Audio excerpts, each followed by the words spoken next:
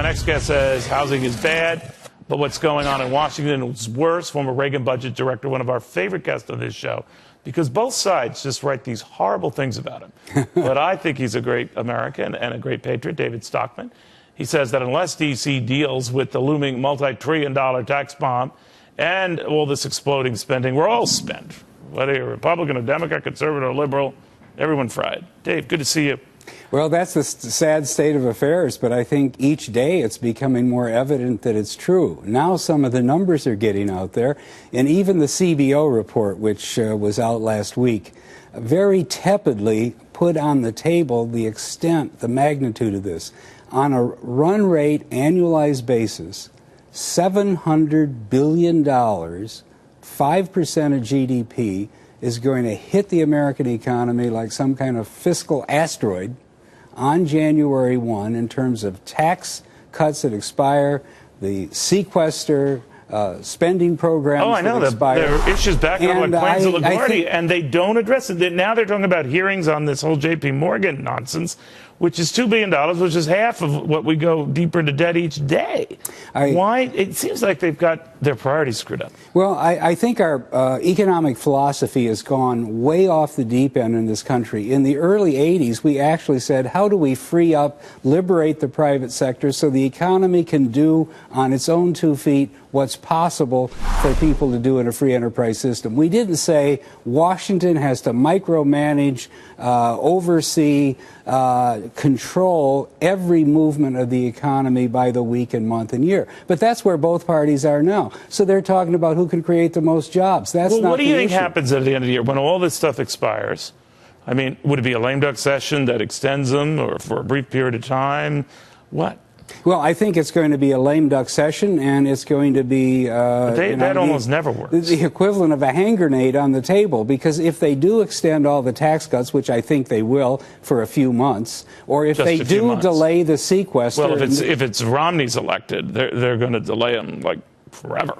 Well, no, the point is they won't be able to, because you need a massive increase in the debt ceiling in order to accommodate the massive borrowing which will be necessary after January 1. But if Republicans win the White House, let's hypothetical this may be, and they take the Senate as well as that. Now, I know this is pushing it. They'll just willy-nilly raise the debt ceiling without any comparable spending cuts and leaving those tax cuts alone. The Republicans, well, I think it'll be very hard for them to find the votes to extend all the tax cuts, do nothing about spending, which is really what the Republican position is, despite all their speeches. Raise defense spending. When you say do nothing about spending, you say they're only slowing and barely the growth of it. Barely slowing, but the big programs like Social Security, they shy away from. They won't even mention the word. But aren't they more of your ilk and thinking than Democrats? Because at least they talk about it. Well, certainly they raise the rhetoric, okay? They wave their arms. They agree that we can't bury this country and future generations. Because here's why they debt. get mad at you, Dave. They say you too quickly raise taxes.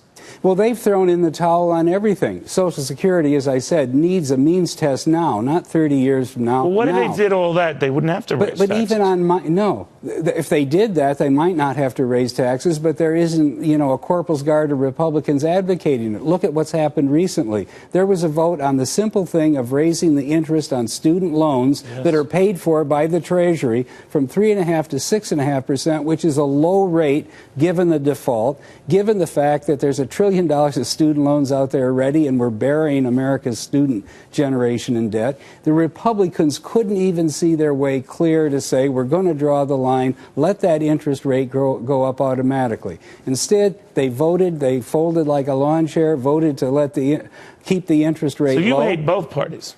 I'm dismayed. So they're not going to act on this stuff if you're right, the way things are going. Then what happens? What I think is we have a constant fiscal crisis. They delay everything for a month or two, extend the tax cuts, but not by very much. And then extend the debt ceiling, but not by very much. When does all this fall like a house of cards? I think it begins to fall in November, December. I think whoever is elected will spend 4 years wrestling debt ceilings, government shutdowns, tax expirations, sequesters, debt rating downgrades, all of this is in the future, and why the stock market thinks that there is a future that they're valuing the way they are today is beyond me.